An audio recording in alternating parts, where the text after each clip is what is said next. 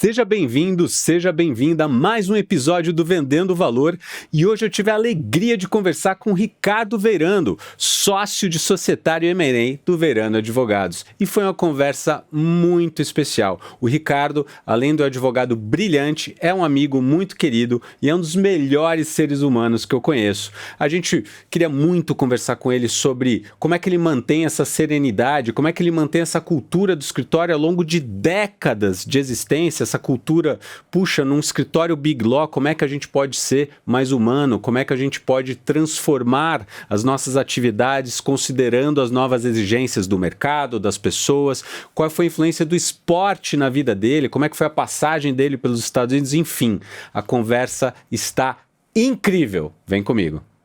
Começa agora Vendendo Valor, um podcast produzido pela Struns, principal referência em vendas no mercado jurídico, com o apoio ESPM.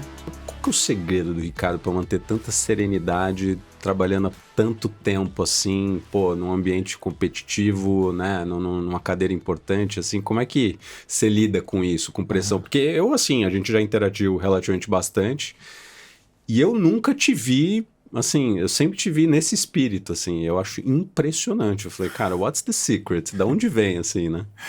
Eu acho que, em alguma medida, você está falando só com os caras que gostam de mim. Acho que na vida profissional, de vez em quando, tem algumas pessoas que talvez tenham ficado eventualmente chateadas. Quero acreditar que é a minoria, mas eu acho que serenidade, acho que vem muito... Sendo muito, muito sincero, eu acho que vem com você, né? Vem da tua natureza, né? Eu, por exemplo, tenho uma inveja branca das pessoas ansiosas até um certo nível, que eu acho que te propulsiona, te empurra para frente demais. Aquele desenho, né? Boa. E então eu, de vez em quando, procuro trabalhar com pessoas que são mais aceleradas, porque eu acho que dá um equilíbrio legal, Sides né? da vida, né? Então você nunca tem, assim, você nunca tem... o que é uma grande lição, é muito boa, né, de humildade. Então, você nunca tem tudo numa pessoa só. E características que muitas vezes não são nem qualidades nem defeitos, né, são muito valorizadas numa situação e são muito ruins para outra situação. Sensacional. Né? Ponto forte depende de contexto, né? Depende muito de contexto, né? Faz todo sentido. E aí eu acho que você também, na tua carreira, encontrar onde é que você joga com os teus fortes, né? E onde você não joga, onde você joga com outros, né? É sempre bom jogar com outros, mas sim, especialmente quando você, né, monta um time e tudo, como é que você vai fazer?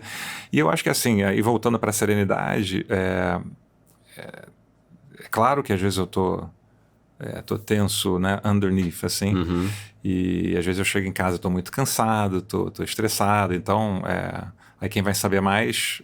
Nada demais, mas assim, tua mulher vai saber, ou teu filho, quem né? te olha, né, já dá aquela... E ele fala, poxa, mas você tá me explicando com pressa, você tá... Pô, não, tô cansado, tô chateado. Mas eu acho que vem muito... Acho que eu tive uma criação muito feliz, assim, muito privilegiada. Cresci numa família muito unida, com pouco problema. Assim, eu achava até que era mais ou menos o normal, né? E até uma coisa que pode soar arrogante, que eu não quero que soe, mas... Né? Poxa, a família tem problemas, como toda família, mas pouco, assim, né? Sim.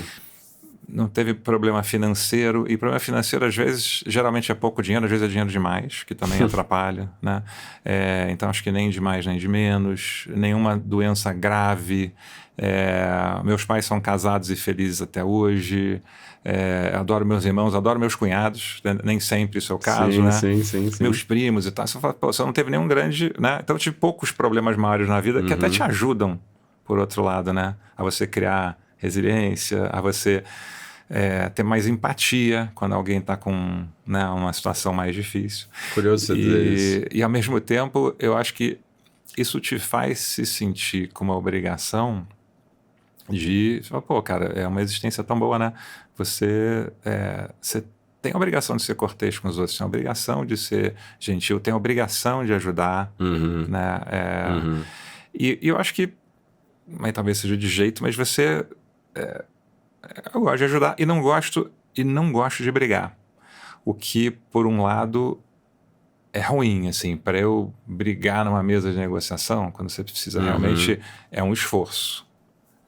Então isso é o lado ruim dessa situação. Uhum. Mas para conciliar, duas partes estejam brigando, ou para conseguir me colocar no lado do outro. De vez em quando acho que eu me coloco demais no lado do outro, e às vezes, como todo mundo, não, né? Sim. Mas assim, acho que vem desse lugar de... eu lembro quando eu era garoto no colégio, eu estava com 16, 17, e era um teste vocacional, um orientador vocacional, ele disse, olha, você não vai muito para o conflito, assim, você gosta Sim. né?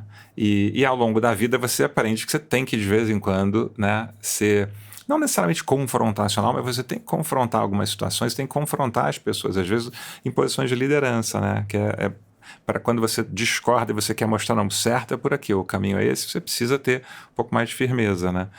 E para alguns acho que vem muito cedo, e para outros você tem que criar essa musculatura de... Mas será que necessariamente, é uma pergunta mesmo, não tenho a resposta aqui, mas será que não dá para, mesmo mantendo o nível da conversa, saber se posicionar? Porque o Bill Urey fala um negócio que eu gosto muito, né? Ele fala, use power to educate. Então, quando você tem leverage, quando você tem poder de barganha, não é para você explorar necessariamente o outro lado, mas é para você educar. Uhum. Então... eu lembro muito de situações específicas que eu vivi quando eu era in-house, que quando a gente estava negociando com alguns fornecedores, a gente tinha uma cláusula de denúncia vazia.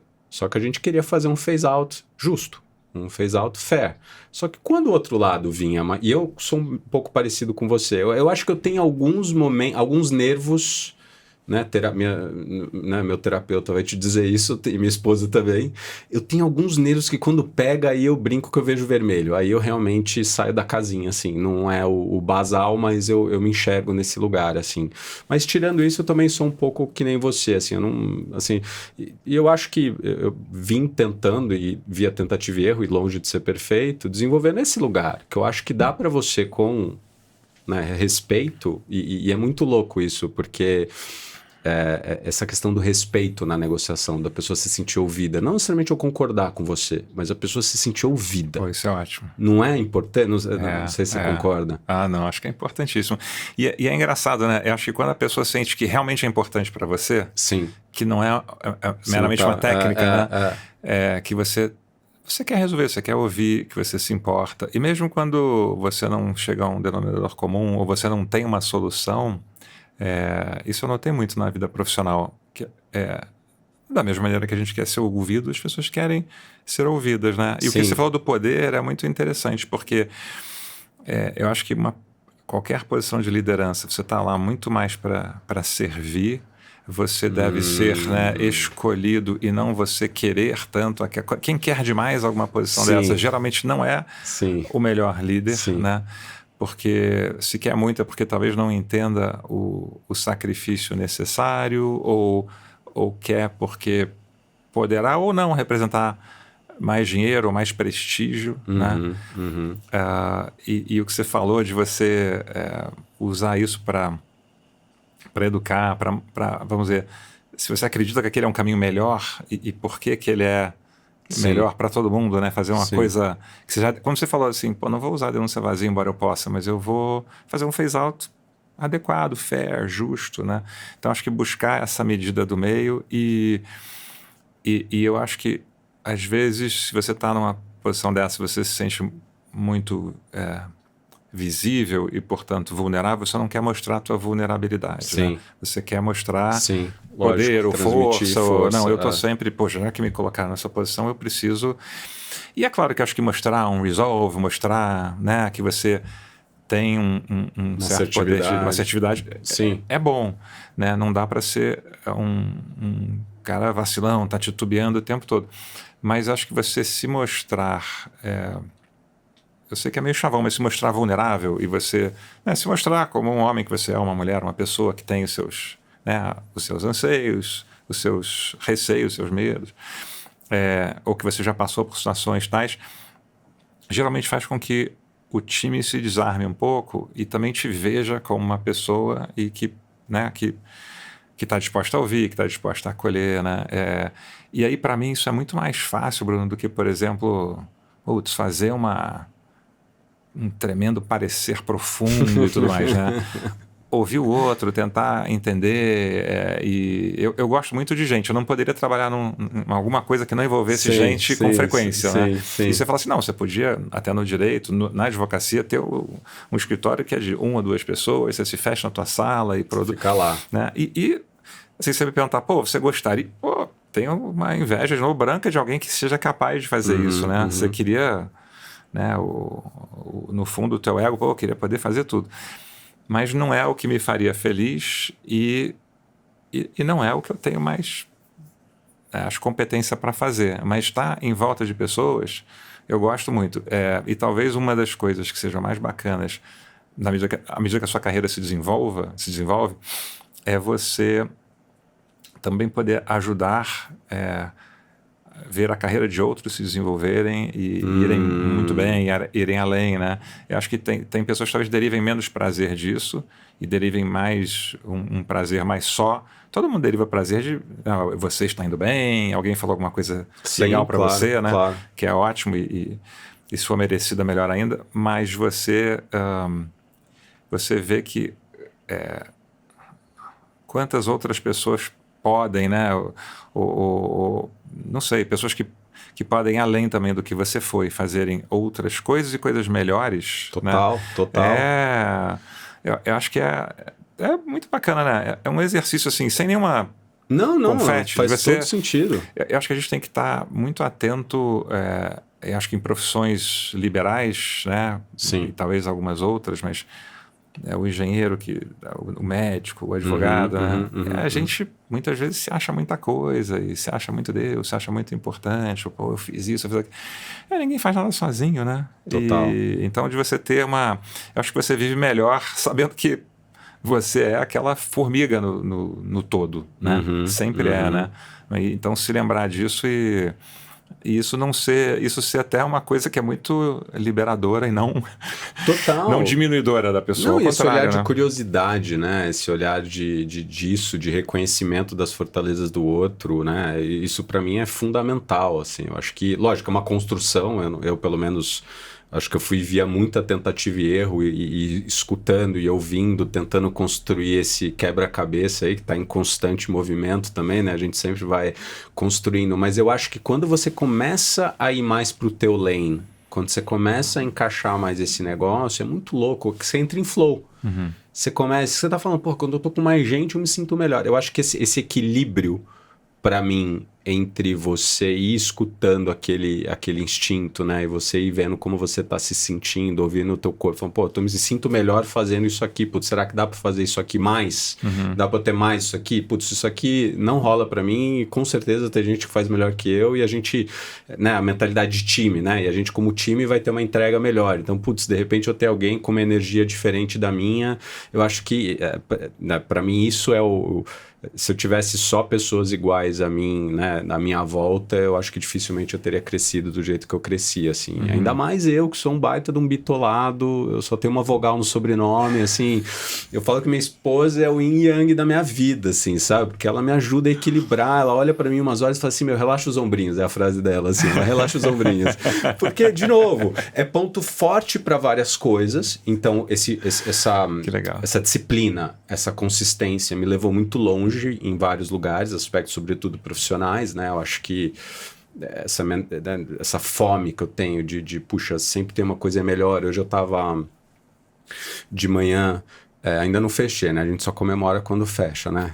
A gente só comemora quando vem o DocuSign ali, mas eu estou sendo cotado para ser um speaker numa conferência pré-IBA, que vai ser em Toronto, né? E vai ter uma conferência antes, que é de uma aliança global de empresas de serviços profissionais, e vai ser o evento global deles, o Worldwide Conference e tal. E eu estava fazendo o meu...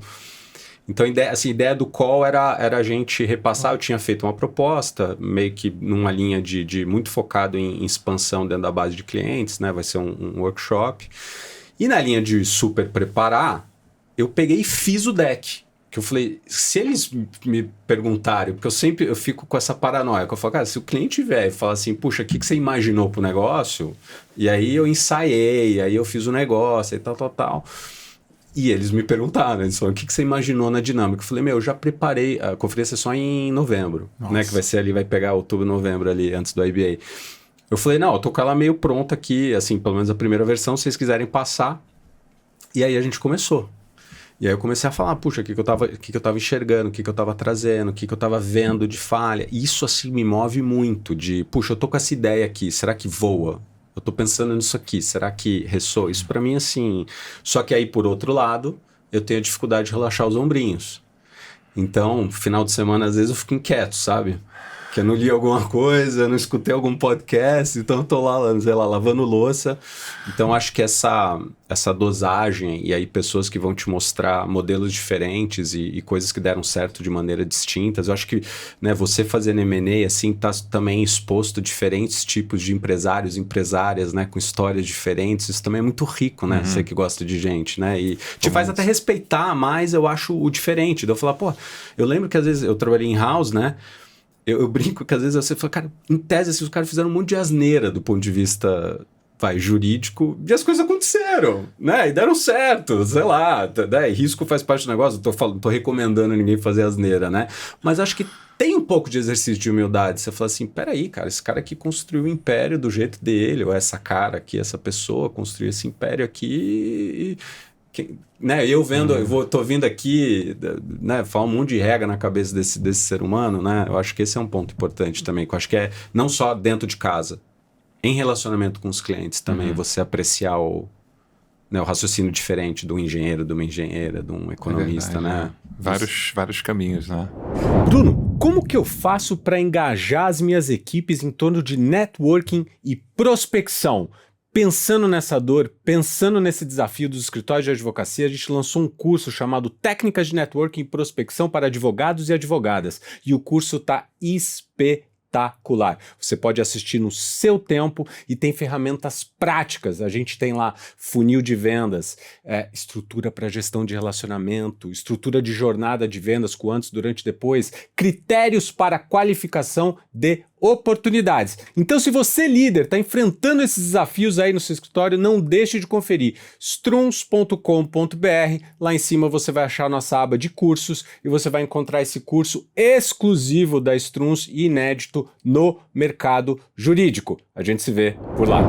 E até nessa linha, eu vi uma entrevista sua que eu achei super interessante. Eu já sabia dessa história tua, que você, foi fazer LLM em Chicago, trabalhou no Cravat, né, of all places, né, um lugar super, super ponta de lança. E você falou uma frase que me chamou muita atenção. Você falou assim, puxa, que a gente tá falando de carreira, né? Você falou, esse foi um momento determinante na minha carreira, né, ter tido a oportunidade de trabalhar lá. Eu fiquei com muita curiosidade de perguntar por quê. Por que você enxerga esse momento, né, como um momento determinante para você? Eu não sei como é que é hoje, né? Eu falo um pouco com a molecada e se é tão assim determinante, mas o Brasil, acho que ele era bem menos inserido assim globalmente, né? Tá.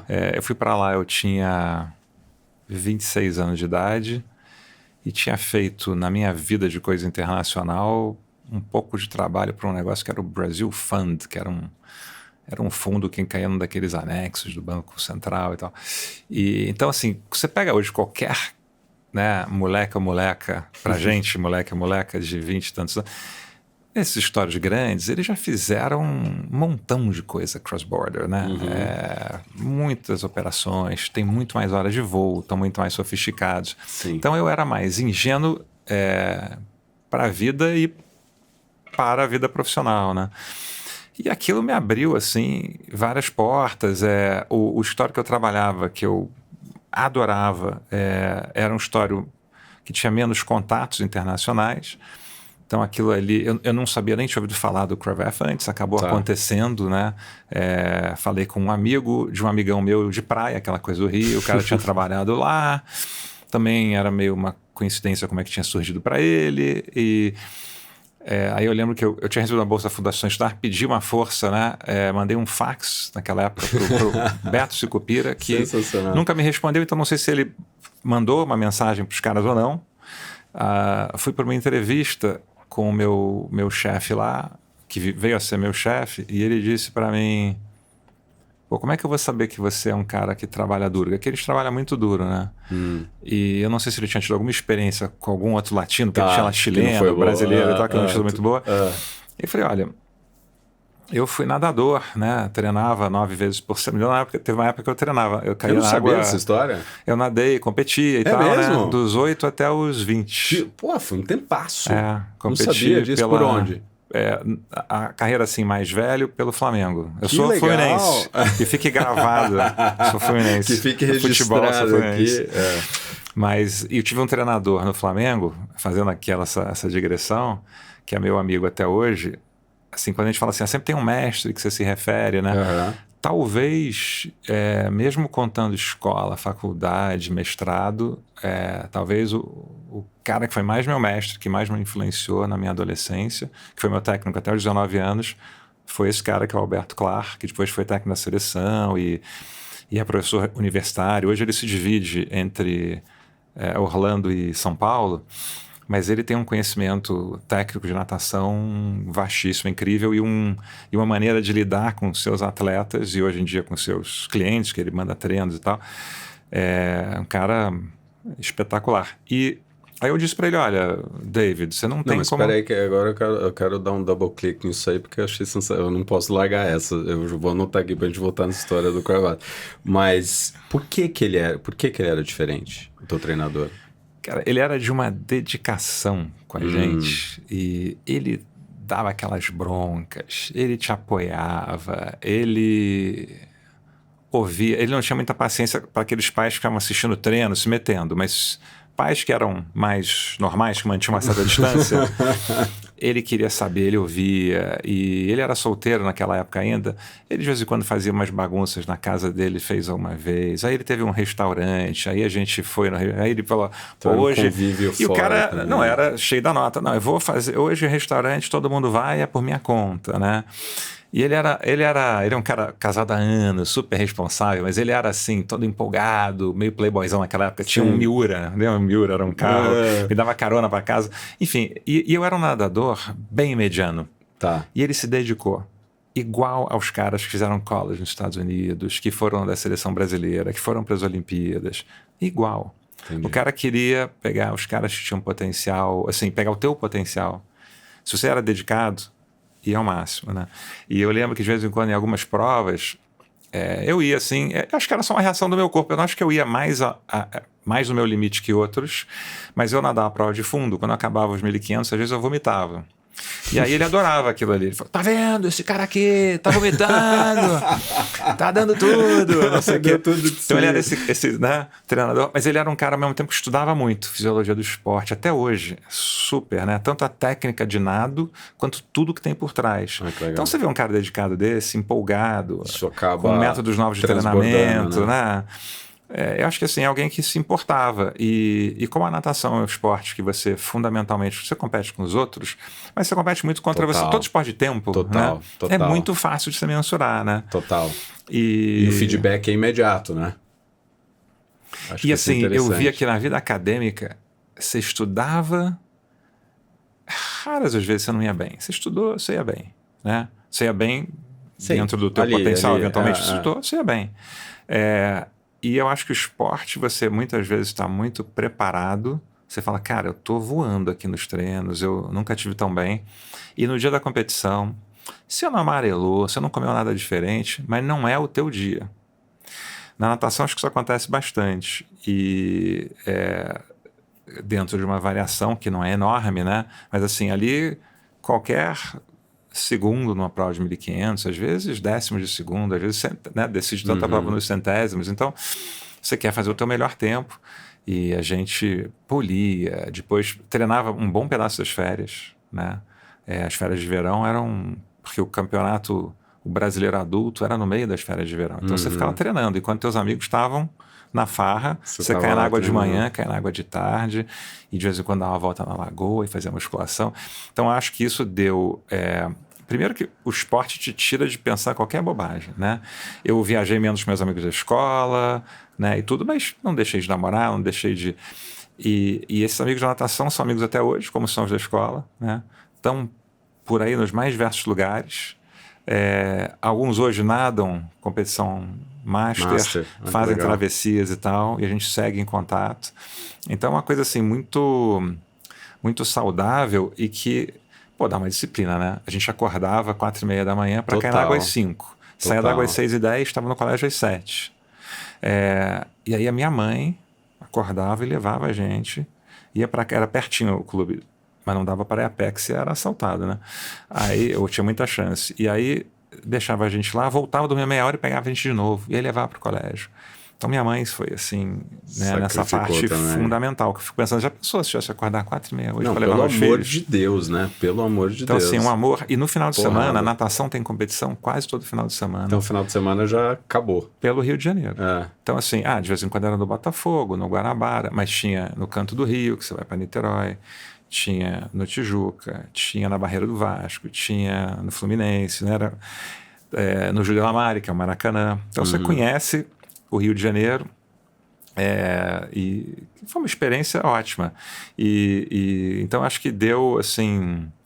E acho que quando você faz uma coisa que você não faz mal, mas você não faz tão bem, e você ama as viagens em equipe, você ama estar naquele ambiente, ama estar melhorando e tal, mas você está lá na meiuca da equipe, também é uma coisa que te educa muito, né? Total. Eu fiquei pensando na hora que você estava falando, tem um livraço, eu acho, e sempre, né, tem alguém na internet para nos corrigir, eu acho que ele é da década de 70, se chama O Jogo Interior do Tênis, The Inner Game of Tennis, e ele fala muito sobre esse diálogo interno, né, do atleta. Óbvio que ele está usando o tênis como um proxy, né, como uma metáfora, né, da vida, né, de você...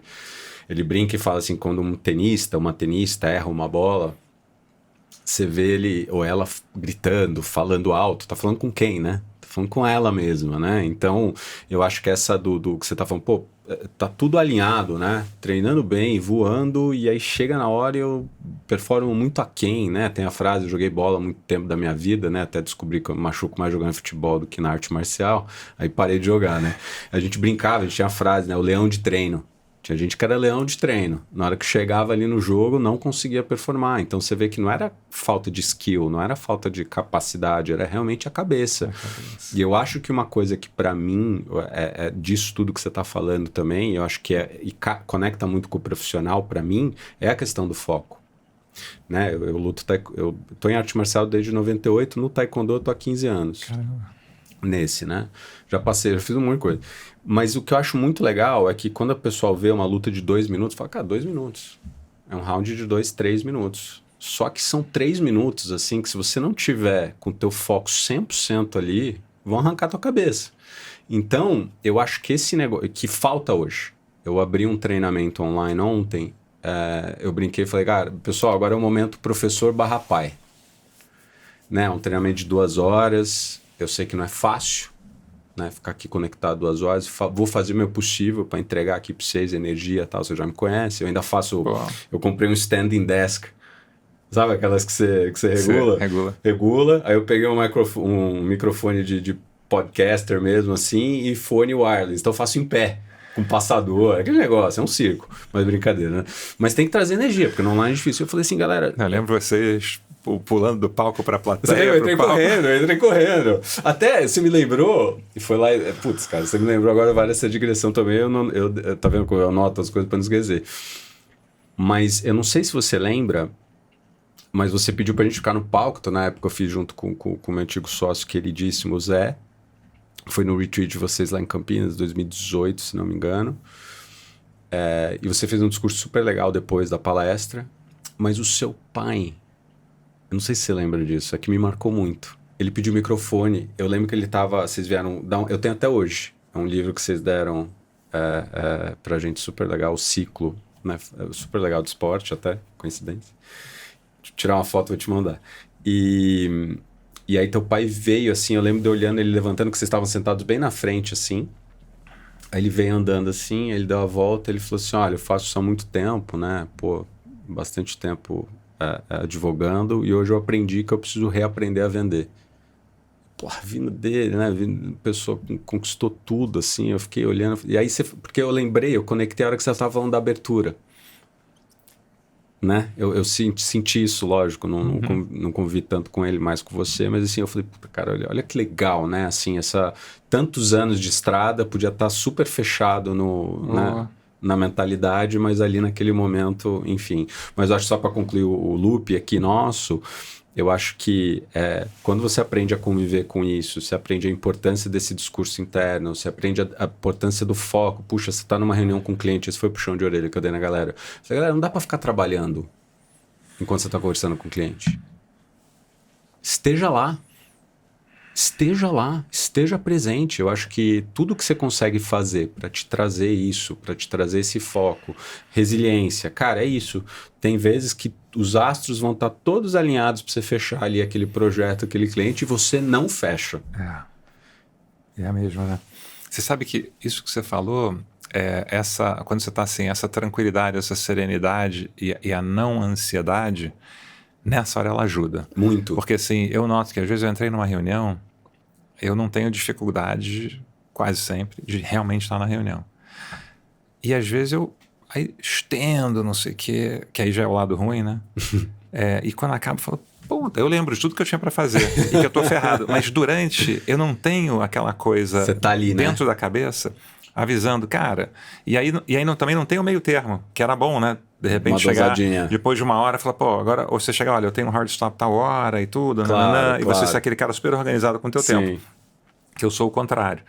Mas dá essa vantagem na hora que você está lá.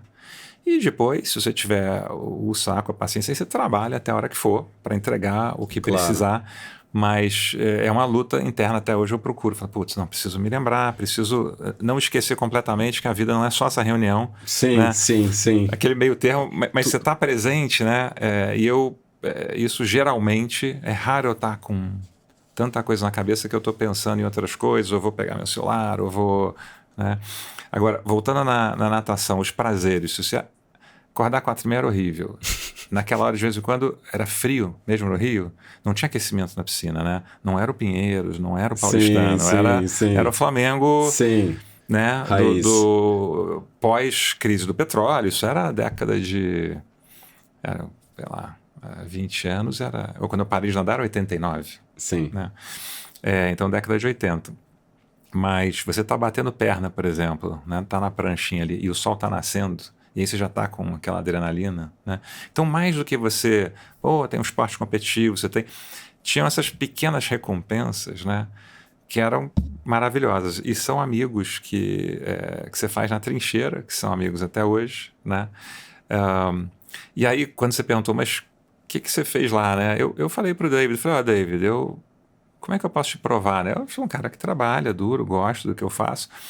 Bom, eu fui atleta e eu acordava às 4h30 da manhã, caía na piscina, né? Treinava por 1h10, depois à tarde eu treinava por 2 horas, né? Treinava de segunda a sábado e dobrava treino 3 vezes na semana. Então, quando você fala isso, o cara fala, bom, pode ser que ele só fizesse isso pro esporte, mas é um começo. Sim, não transferiu, né? E ele nunca me falou porque que ele acreditou ou não. E eles me ensinaram muita coisa. E eu lembro, assim, desde as coisas mais idiotas que eu já deveria saber, ou já sabia quando eu estava lá, primeiro dia você nervoso, o cara te chamou, vem aqui na minha sala, né? Eu fui imediatamente. Aí ele chegou lá, cadê teu bloco? Cadê o lápis? Volta lá, pega o bloco e volta aqui. Aí você fala assim, já comecei que nem um ponto palhaço, negativo, né? Mas enfim, nunca mais eu esqueci na vida, né? Em qualquer reunião, em qualquer encontro e tal, eu tô lá, né? Ainda hoje anotando mais não no digital, mais no... Mas assim, aprender eram transações que na época eram desafiadoras, né? Eu dei a sorte de pegar uma época que o Brasil estava bombando. Então, a gente fez o segundo ADR nível 3, tinha só um que era da Aracruz na época, né, que foi um da antiga multicanal, que hoje é a NET, né?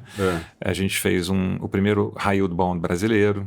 E tinham coisas domésticas que eles botavam você para fazer. Então, securitização de recebíveis de aluguel de containers, que eram aqueles... Saía daquele negócio de credit card receivables, mortgages e tal, né?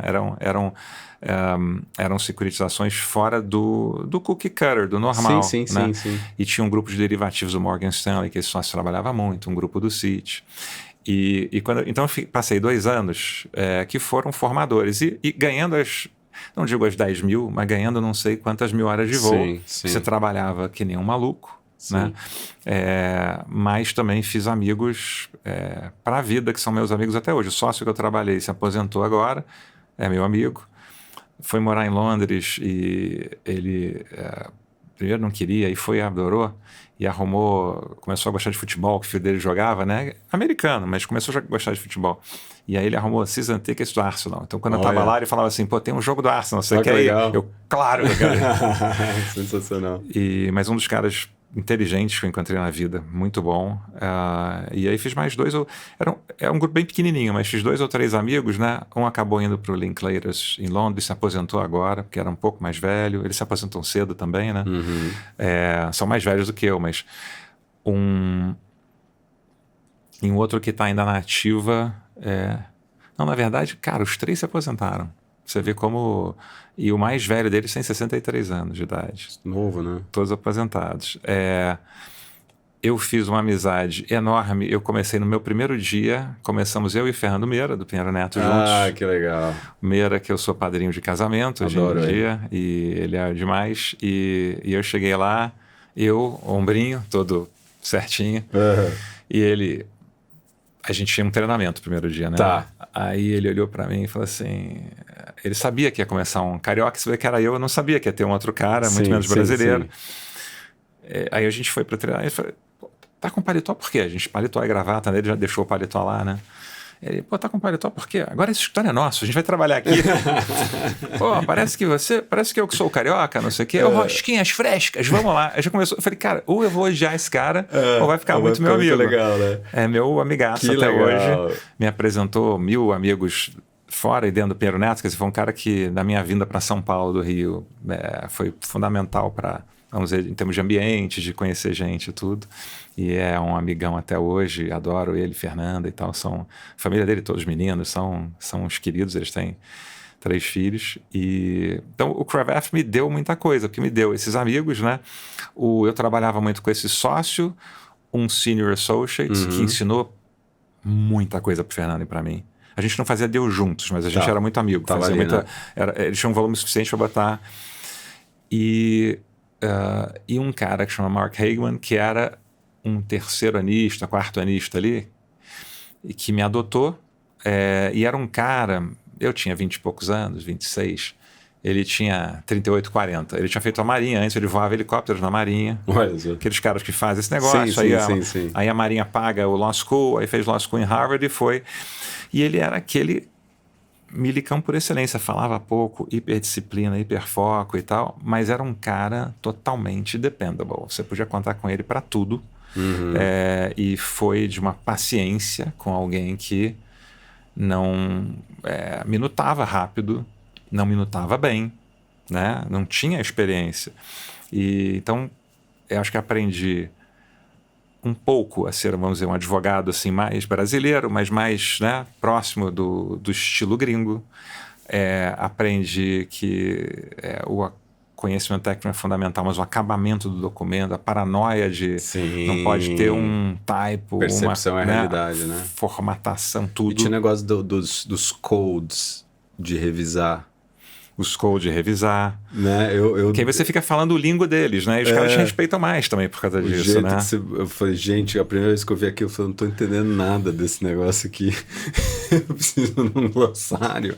Eu preciso de alguma coisa para me ajudar. E você se sente tão pato fora d'água. Eu lembro conversando com os associados, eles falavam uma coisa de Plato. Aí eu falei, pô, o que é Plato? Plato é na Platão, né? Mas eu não sabia. Então parece que você não sabe nada também, né? Sim. E aí você... Enfim, mas foram anos formadores. E depois eu já estava... eu não conseguia... Naquela época, eu achava que a vida seria sempre daquele jeito louco, que era só trabalho e a ponto de você ficar até um pouco deprê. Então eu falei, pô, tá na hora de voltar ao Brasil. 2 anos, já aprendi pra caramba.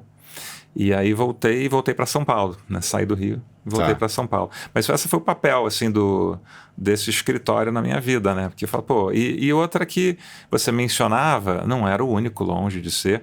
Mas como é um histórico com prestígio, todo mundo, a pressuposição, até você falar alguma bobagem, era a teu favor com os gringos, né? Você fala, tem o Bar Exam, trabalhei no Cravath, sempre foi tinha uma coisa um goodwill ali, que tinha um goodwill. de bate-pronto, né? Tinha um certo charme e tal. Então, você fica grato dos Claro. caras terem acreditado, né? Claro. E frases. Aprendi muito com o David, assim, né? Ah. Falava, pô, vocês hoje acham que vida de sócio é moleza. Falava pro Fernando e pra mim, um dia vocês vão ser sócios, vocês vão ver como é que é.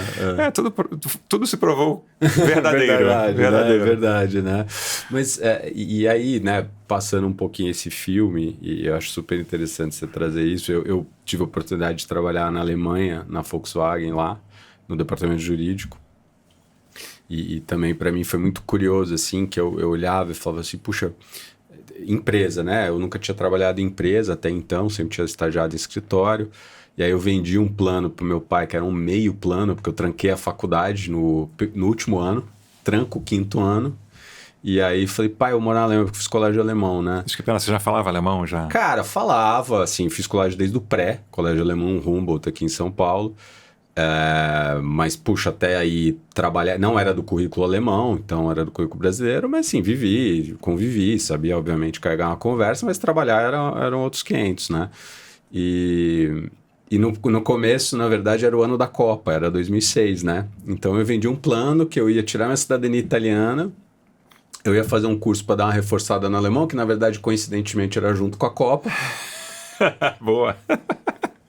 E aí, no segundo semestre, eu ia arranjar um trabalho, tal, não sei o que lá. E meu pai meio que fingiu que acreditou, né, no meu plano todo, mas ele todo se concretizou, não é por nada, não. E aí, a Volkswagen, na verdade, veio via ele, né? Meu pai é da indústria automobilística há séculos e foi super indicação, muito privilégio poder trabalhar lá, fui trainee lá. E eu lembro que eles me falaram um negócio, 2 coisas me chamaram muita atenção, né? Primeiro que eu nunca esqueço que eu peguei um contrato em alemão. Aí eu pegava todos os termos, rescindir, que eu notificar, que eu não conhecia, termo jurídico em alemão, né? Aí eu anotava, isso eu fazia à mão. Aí eu ia anotando em português do outro lado.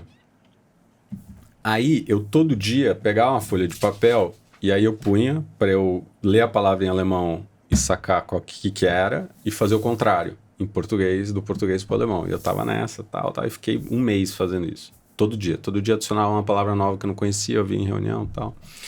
Aí meu chefe, o Malte Wagner, ele me chamou de lado e falou assim, eu vejo que você tá super quieto nas reuniões, ninguém aqui tem expectativa que o teu alemão vai sair perfeito. Na verdade, a gente acha impressionante que você fala alemão e, porra, que você tá aqui. Então se solta, meu. Assim, putz, é um super cara inteligente, eu já era estagiário indo pro 5º ano, né, pré-lei de estágio, né, então eu já vivia aquela pancadaria, né, as trincheiras que você tava falando e tal, isso pra mim foi muito emblemático, assim, desse lugar também de puxa, calma, né, eu acho que aí é o lado ruim, né, do perfeccionismo, de você falar, puxa, não vai contar, né, e aí eu comecei a me soltar, e eu lembro que eles meio 5:30 da tarde, assim, já meio que ia embora, todo mundo. Fala, caramba, povo folgado, né, meu? Será que a empresa é assim, né, tal? E eu fui sacando ao longo do tempo que não, na verdade, e de novo, não tô generalizando a cultura alemã, mas eles têm um negócio de eficiência muito forte lá dentro deles, assim, sabe? Não tinha muito... Conversinha, perda de... assim, lógico, focados. você fala, putz, de repente o meio do caminho é legal, assim, mas eles eram muito chegar às 8, assim... malhar, trabalhar, a gente fazia a resenha do almoço, e era engraçado porque todo mundo se chamava de senhor, né? E eu tinha 21 anos, assim, 22, sei lá, 23 anos. E aí eles falavam Herr Strunz, né? Eles falavam senhor Strunz, e você se referia a todo mundo como senhor e senhora, né? Era um negócio muito louco. E Brasil é aquele negócio de apelido, né? A gente tava já naquele... Então, eu lembro que pra mim, né, ter vivido isso lá e ter visto esse outro ambiente, ter visto como eles enxergavam a carreira... sobretudo essa época de estágio, para mim foi super emblemático. Eu falei assim, puxa, parece que a gente trabalhava muito na época de estágio e não, pelo menos na minha época não deu muito rigor ao acadêmico, assim, né? Era um negócio muito de trabalhar, mas eu sinto que eles catch up muito, muito rápido nessa curva, porque eles tinham uma fundação muito sólida. Não sei se você tinha essa sensação também, né? Que eles ficavam ali estudando muito, né? A faculdade é muito intensa. Eles não têm tanto cacuete de trabalho, então eu tinha versus outros estagiários mais cacuete de trabalho, mas essa curva, em poucos anos, eles diminuíam esse gap, né, entre...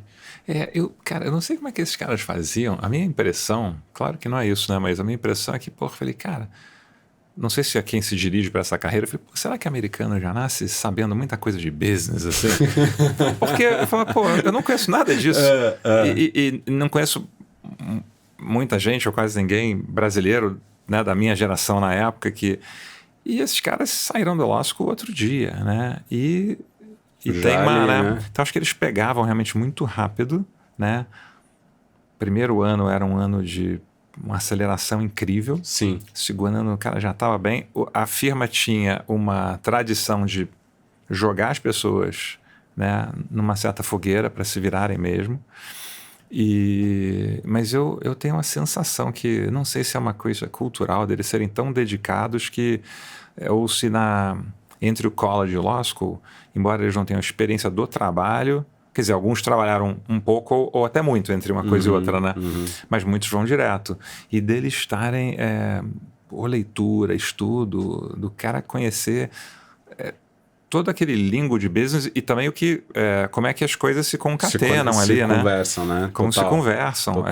Seja algum aspecto de marketing, muita coisa de contabilidade, quer dizer, um conhecimento básico de como é que o mundo de negócios funciona muito acurado, né? E que eu acho que é diferente hoje. Mas eu acho que há 20, 30 anos atrás a gente estava ali, chamava mais né? atenção, né? Assim, um pouco, né? A vida é bela e tal. Você não tinha essa... Né? Até o que você descreveu em você, cara, eu tenho uma preocupação de estar constantemente aprendendo, me formando, né? Então, estou lavando a louça, estou ouvindo um podcast, que eu acho que ainda não é comum, mas eu nunca tinha ouvido falar isso até 10 anos atrás. Aí comecei a ver amigos meus, pessoas que têm esse grau de foco, de dedicação, né? Uma coisa assim que eu brinco, eu chamo assim um pouco, e no sentido do elogio, californiana, né? Você fala assim, poxa, o Vale do Silício é muito assim...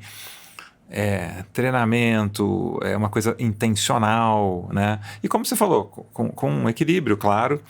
Mas é claro que quem faz isso, nossa, se desenvolve muito, né? E eu vejo hoje, assim, nos meus filhos, eu vejo isso bastante, né? Eu tenho um de 20 e um de 14. E não fui eu, e não também foi a mãe deles.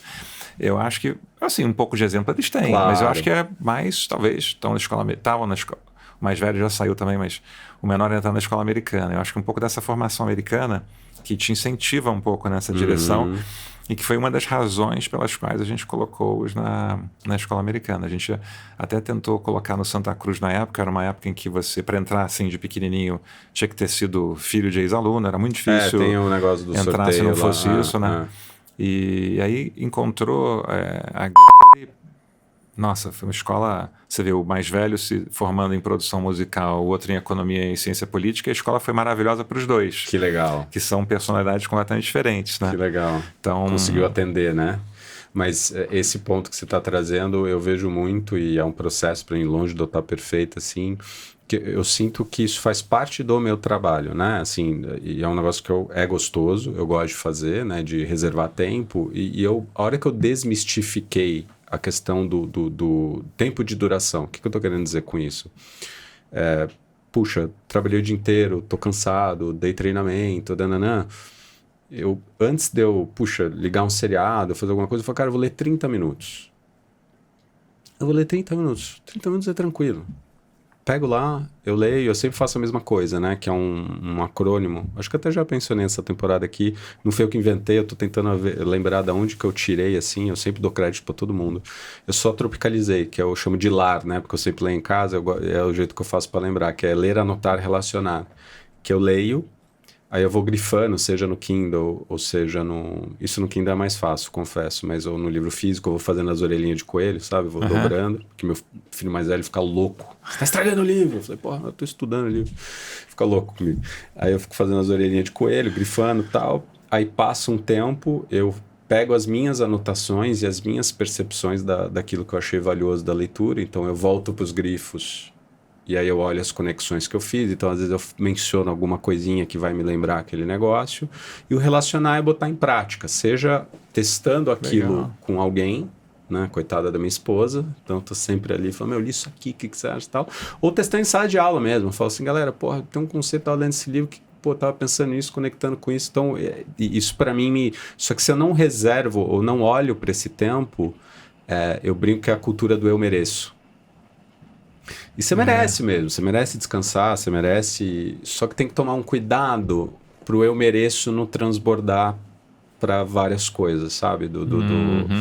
Que aí, porra, pra mim é isso. Pô, não tenho meia hora? Tenho meia hora, meu. Tenho meia hora e assim, às vezes, sei lá, terminei de trabalhar, 7h30, 8, li das 8 às 8h30, fui jantar e assisti um seriado lá depois, ou com as crianças, ou eu e minha esposa e tal, e pra mim tá de bom tamanho. Puta, às vezes eu falo, porra, eu não nasci pra ficar... Eu amo assistir seriado, amo.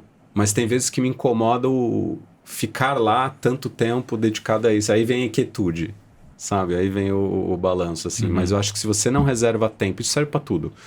Para business development, para aprender. Se você não reserva tempo, se você não ativamente, conscientemente reserva e bloqueia tempo e trata, assim, na medida do possível, como sagrado, você não vai fazer. Não, você está totalmente absorvido por outras coisas que você não programou, pelos outros, pela agenda alheia, e você não executa nenhum plano, né?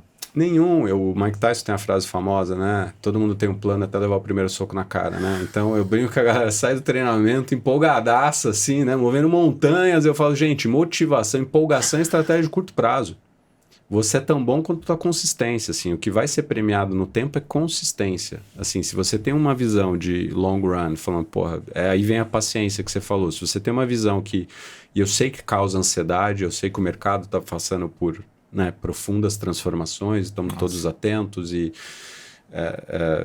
ninguém sabe direito muito bem, né, o que vai ser o outro lado desse túnel, mas estamos vivendo ele agora, estamos vivendo a história enquanto ela está acontecendo, né? A gente não tem um hindsight de olhar para trás e ter toda a leitura, mas no final, na minha cabeça, assim, eu falo, gente, é consistência, tudo que a gente está falando. Se você for uma pessoa aberta, se for uma pessoa curiosa, se você constantemente, bloquear tempo, é isso que você estava falando, se estudar para a prova, tudo bem, às vezes eu não pensei, vou tirar 10, um 8, um 7 ali, tá de bom tamanho, muitas vezes eu vou passar. Então, eu acho que esse ponto do eu não tenho tempo, eu escuto muito, Ricardo.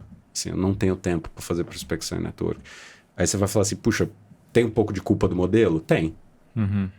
Tem um pouco de culpa do modelo. Eu acho que enquanto a gente ainda viver e respirar a mentalidade das horas, realmente a gente tem um problema. Porque, puxa, o cara vai olhar e falar, bom, eu tenho aqui, vou ser medido por isso aqui, e o que você está me trazendo vai me tirar disso aqui.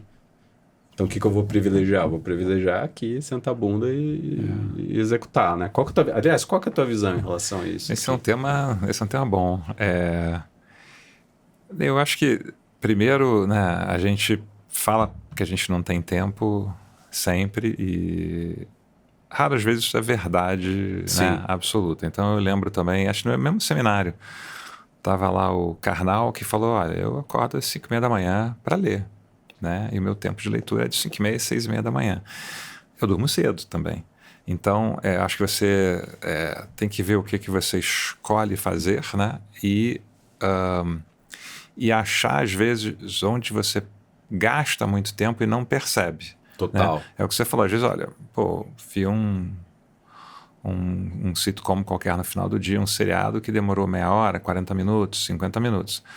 Vi 2 capítulos naquele dia. Já foi 1h40, já foi 2 horas. Ou me perdi no Instagram brabamente. Essa é buraco negro, e né? nem percebi, né? Então, você também se proteger um pouco disso, quer dizer, não é não se divertir, mas também achar, quando você fala assim, poxa, eu mereço meia hora de leitura. Porque eu tô, né, tratando a minha cabeça, eu tô aprendendo. Total.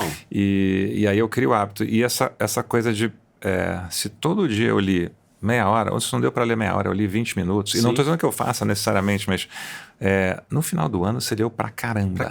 Pra caramba, né? E às vezes eu me pegava quando era mais novo, se eu não tiver tempo para realmente ler 3 capítulos, não vou nem começar. É bobagem. Você tem que fazer... É bobagem. Né? Eu vejo que meu personal tá me esperando às vezes para descer para aula. Quando eu chego, ele tá com um livro.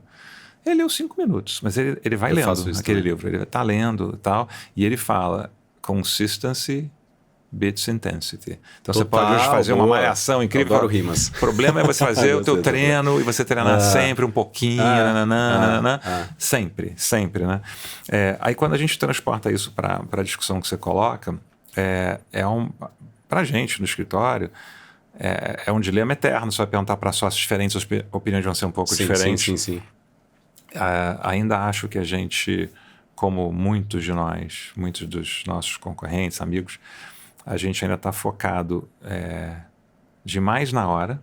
Né? Você não pode focar na hora ou no trabalho, né? Sócio na frente do cliente. Você não pode, obviamente, focar de menos, mas eu acho que você tem que achar ali um ponto ótimo, que talvez dependa da cultura de cada firma e do momento de cada firma. Né? Agora, vamos dizer, para aquele advogado, para a advogada de escritórios corporativos que estão nos escutando, que eu diria? Eu acho que mesmo que o incentivo de curto prazo seja a hora, que você não possa menosprezar por completo, claro, e nem deveria, porque essa hora na frente do cliente vai te gerar mais captação, vai te gerar mais aprendizado, né? Você tem que estar ali no mercado. Sim. Você pode sim optar, né, num momento determinado de carreira, você não precisa estar no ponto máximo da remuneração o tempo todo. Então, o driver não deveria ser no começo, no meio, a não ser que realmente você precise muito do dinheiro. Claro. E depende também, às vezes você realmente precisa para as necessidades básicas. Claro. E às vezes você só está valorizando muito a grana, e às vezes você valoriza muito no curto prazo e vai ter menos no médio e no longo prazo, inclusive para quem valoriza muito o dinheiro, né? Então você fala, não, eu vou dedicar tempo para isso, ainda que meus indicadores eles vão ser bons, mas podem não ser os estelares da bilagem. Ou então eu vou me sacrificar e eu vou, durante o dia eu tenho várias atividades ou algumas atividades relacionadas à captação de clientes, a desenvolvimento de negócios, e aí eu vou, né, num período da minha carreira, eu vou até 1 da manhã, eu vou até às 11. Eu sei que isso não pega bem com o wellness, com a geração atual e tudo, mas assim, várias pessoas fizeram. Eu não defendo hoje em dia. Eu acho que a geração atual, eu acho que ela tem, por um lado, e não dá para generalizar, porque tem caras que, né, cada um age de acordo com a sua... Mas eu acho que faz para um equilíbrio muito melhor você ter essa consciência que dormir pouco é ruim, né? Mas eu acho que não se pode perder a consciência de que hora de voo bem aplicada, não adianta você estar fazendo contrato social sem parar, que você não vai aprender além daquele... Mas que hora de voo, assim, aquela papo que o pessoal fala, olha, os Beatles eram únicos e tem a sorte... Mas ficavam, né? Tocavam. 10 horas por dia. Né? Então, eu acho que tem um momento na carreira que fazer isso também te ajuda muito. Né? Esses sprints. Acho que isso te... E aí fazer esse equilíbrio que você falou. Eventualmente...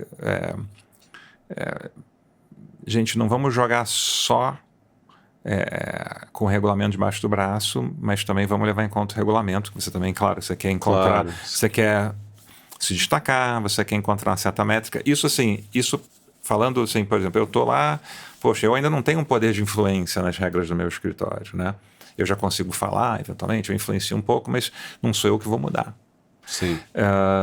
E para modelo, eu acho que o modelo que hoje em dia eu mais simpatizo é um modelo onde você não tenha tanta ênfase nas horas dos sócios. Os sócios estão engajados, envolvidos com os clientes, estão nas reuniões, de maneira geral, estão nos calls, não estão nunca sozinhos, para que o time se desenvolva, e o time, né? E também para que o time faça muitas coisas. Quer dizer, o time tem que sentir a confiança dessas pessoas mais sêniores, e essas pessoas mais sêniores darem oportunidade para esses aí serem, né, acelerarem suas carreiras, né? E soltar tempo dos sócios para realmente e criar uma cultura e uma certa uma obrigação. Olha, você é um vendedor, você é uma vendedora. Sim. Técnico, por esse escritório. Não é tão única função, mas é uma função bastante importante, que se o universo não está em expansão, não está crescendo, por que os mais jovens quereriam ficar aqui, né? E aí o que eu não entendo é que eu acho que isso ainda poucos escritórios, ou talvez quase nenhum, realmente crack that nut, e alguns não vão concordar comigo, a discordância é muito, né, é saudável. Mas quando você olha para um modelo, cada um no seu nicho, no seu de Big Four, quando você olha para o modelo de Business Consulting, né, uma McKinsey, uma Bain, quando você olha uma BCG, quando você olha para o modelo de Investment Banking, a execução é bastante separada da originação. Né? Eu não acho que em advocacia funcione a separação. Sim. Mas eu acho que você ter uma ênfase maior, né, do que se tem. Eu acho que até que é uma venda muito técnica. Eu acho que, né, mas eu noto assim uma certa resistência. Então, não, se você tem muita hora ou muito billing, teu time tem muito billing. Eu me pergunto, às vezes, desde que sejam sócios e sócias com um certo pendor para isso, e você precisa desenvolver aqueles que naturalmente não tenham tanto, né? Claro. Para ter um histórico mais forte, mais equilibrado, o que vale mais para o teu negócio, né? Pô, o Bruno sai na rua, o Bruno pode bilar, né? Ou pode ser o alternative fee arrangements, o Bruno pode bilar 20 horas num dia, nem todo dia, né? Vai fazer 10 horas, sei lá. Quantas horas o Bruno pode trazer para o escritório, tendo um time bem treinado, azeitado, com todos os, né, níveis de senioridade? É infinito. Então, eu acho que, não por estar na frente de um papa das vendas, eu acho que é super importante você ter esse... É uma coisa que a gente acredita. Sim. Que eu acho que a gente não tá longe do ponto ótimo, a gente quer transformar muito nessa direção, né?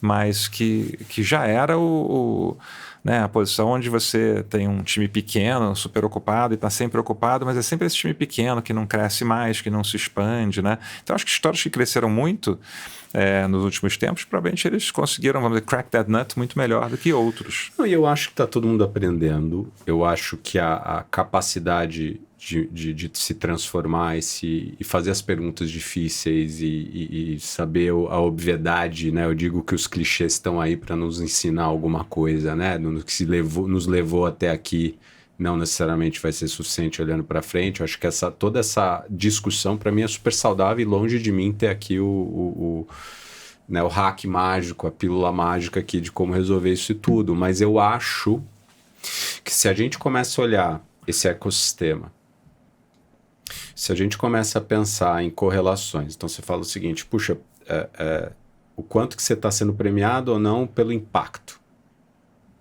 que você está tendo naquele negócio. O quanto que a inteligência artificial, né, e estamos exaustos de falar, mas vamos ter que falar muito sobre ela ainda, cada vez mais, ela vai meio que flip esse modelo on its head, porque se eu vou ser mais eficiente, significa que eu vou ganhar menos dinheiro, sendo que é bom para todo mundo eu ser mais eficiente. Então a gente vai ter que, de alguma forma, lidar com todas esses novos desafios. Eu acho que eu particularmente, uma visão muito minha aqui, eu tenho muita reticência com a mentalidade, muitas vezes, que a perversa da hora, né? Que é isso, puxa, 2 horas revisando um contrato simples são equivalentes a 2 horas que eu trouxe 3, operações super bacanas para o escritório. Como que isso em tese... Aliás, isso aqui nem seria medida porque seria fora, não é hora billable, né? Então, eu tô prospectando. Então, eu acho que a gente vai ter que ter essas conversas, e eu acho que é até uma pergunta que eu ia te fazer. Porque, para mim, né, você pega um escritório com longevidade, que já é no Brasil ainda, né, do seu, né, puxa, décadas de existência. Como que você enxergou a cultura do escritório, você que está há quase 3 décadas no escritório, né? Como que você enxergou a cultura do escritório ao longo desse tempo? Pensando também que é um escritório, além de ser grande, que tem unidades espalhadas pelo Brasil, né? Como é que esse desafio e também, não sei, a cultura foi estática ou você sente que vocês tiveram que ir se reinventando? Como é que você enxerga esse documentário veirano, assim, ao longo do tempo, sabe? Essa é uma pergunta bem legal. Eu acho que o escritório, os valores centrais do escritório, né, os core values, eles não mudam, não devem nunca mudar. Boa. Mas o que está em torno, né, precisa mudar de tempos em tempos. A ideia de você se reinventar de tempos em tempos mesmo, porque os seus colaboradores mais jovens exigem. Claro. Né? Porque o mercado te exige. Perfeito. E aí você, acho que vai olhando para o mercado e vendo quem foi capaz de mudar e mudar da maneira correta, segue crescendo. De vez em quando você não muda, você perde não muda rápido o suficiente. Boa, né? boa. E eu acho que se você olhar para quase todos os escritórios, tem momentos em que eles estão melhores e tem momentos em que eles não estão tão bem. Né? E tem alguns que têm uma morte lenta, né? E tem alguns que têm uma morte lenta. E então, quando eu olho, eu lembro de alguns que deixaram de existir. Sim. Né? Alguns que já não tiveram tão bem, que estão muito bem agora. Né? É raro, pode ser que alguns não tenham ficado mal, mas é raro alguém que venha sempre numa trajetória, que nunca tem um soluço. Então, eu acho que cuidar da cultura é muito importante. E assim, evolucionar essa cultura... para isso, acho que é bem importante você formar muita gente dentro do teu próprio negócio, mas estar muito aberto para quem vem de fora também, que traz contribuições importantes e que você não teria só oxigenação se não fossem movimentos laterais. Né? E aí um negócio que uma sócia minha, que aliás veio não tanto tempo para o escritório, comentou de um livro, estava falando que você...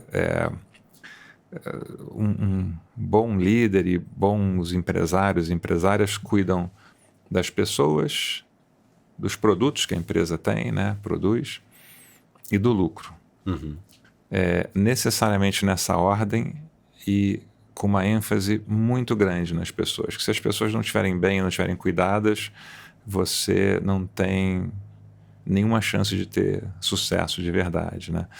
E aí vem assim, o papo de que a maioria das empresas, organizações, quando crescem, o clima é muito pior, que o nível de burocracia cresce muito, Sim. que a chance de quem realmente faz contribuições importantes, mas não vamos dizer, muito da política, ficar ali engolido ou engolida, e quem é mais da política se destacar mais, mas com menos valor. Total.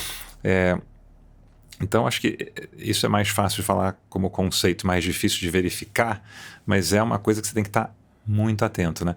E uma coisa que a gente se coloca muito como um desafio, e que eu ouvi com uma satisfação incrível. Eu não posso dizer que essa é a experiência de todo mundo, que é o que a gente gostaria.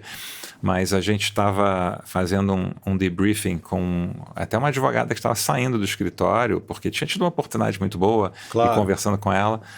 E ela brincou, porque ela falou, olha, eu já saí, voltei, né? Então estou saindo pela segunda vez. Se eu voltar de novo, porque a gente falou, as portas estão abertas para você. Que legal. Se eu voltar, vou completar aqui a tríplice coroa, vou pedir música no Fantástico. Não precisa exagerar, não precisa ter saído, né?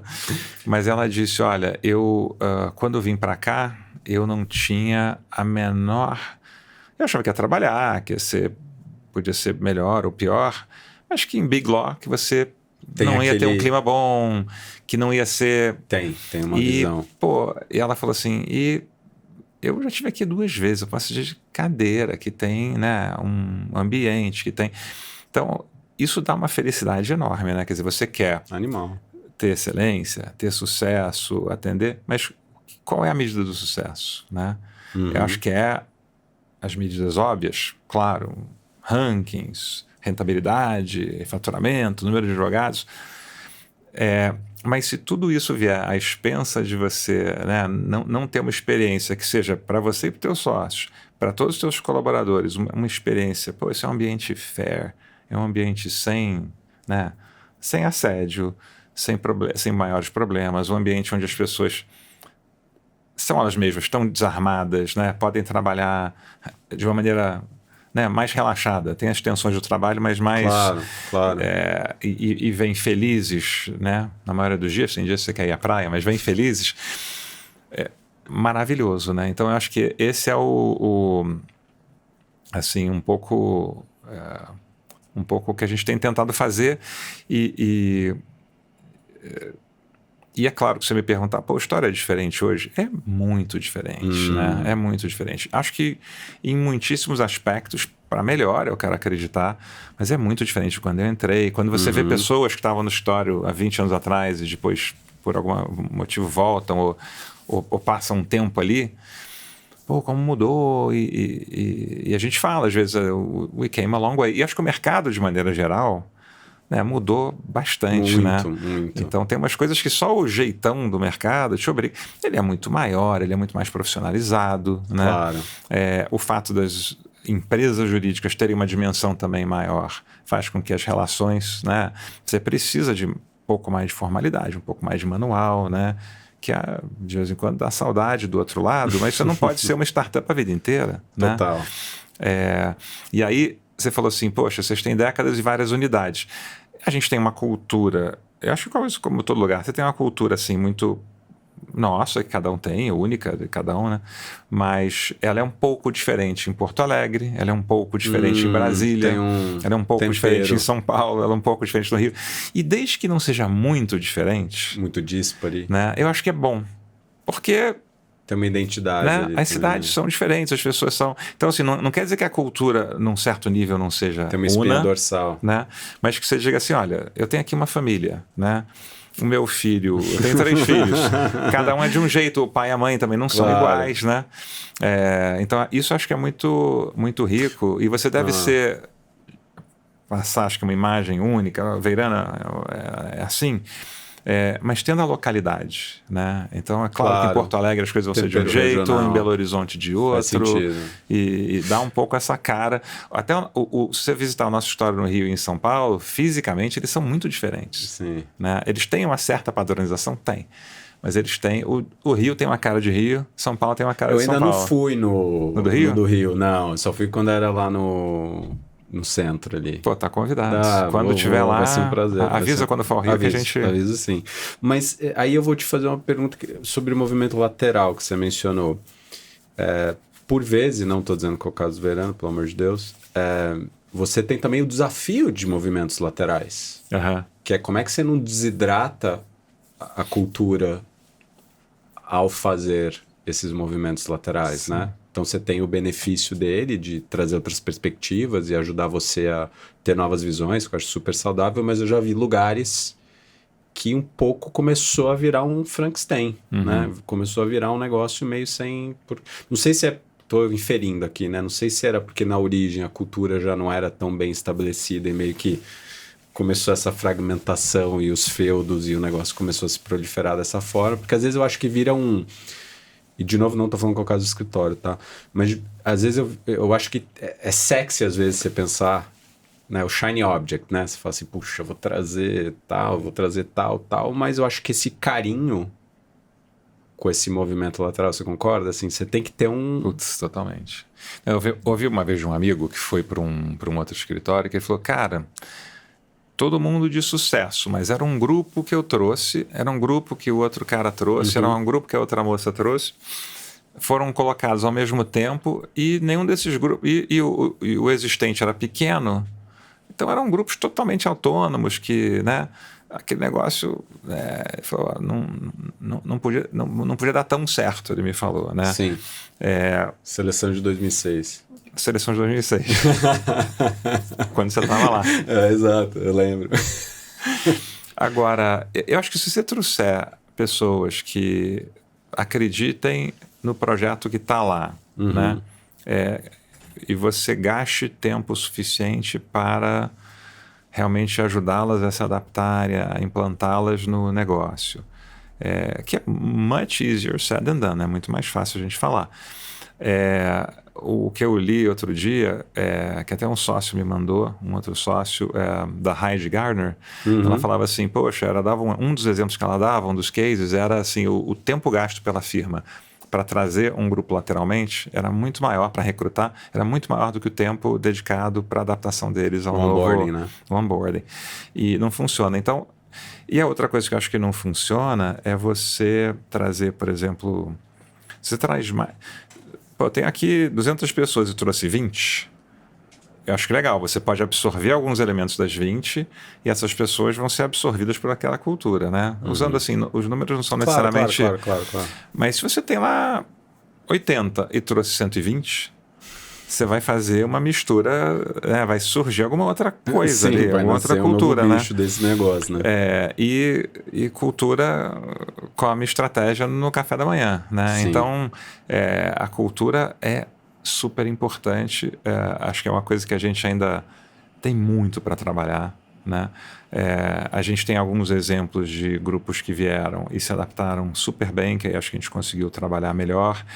Algumas vezes a gente não fez isso tão bem. Uhum. Mas eu acho que a gente está assim, cada vez mais atento, mais perceptivo Claro. E acho que os primeiros 6 meses, para traçar um Claro, give or sim, take, sim, assim, sim, os primeiros sim, 6 sim, meses sim. são muito importantes Cruciais. e de você colocar as pessoas, né, a quem veio com time, por exemplo, não deixar de trabalhar com aquele time, mas trabalhar muito com o time que já está lá no escritório, os sócios que já estão no escritório trabalharem muito com aquelas pessoas, né?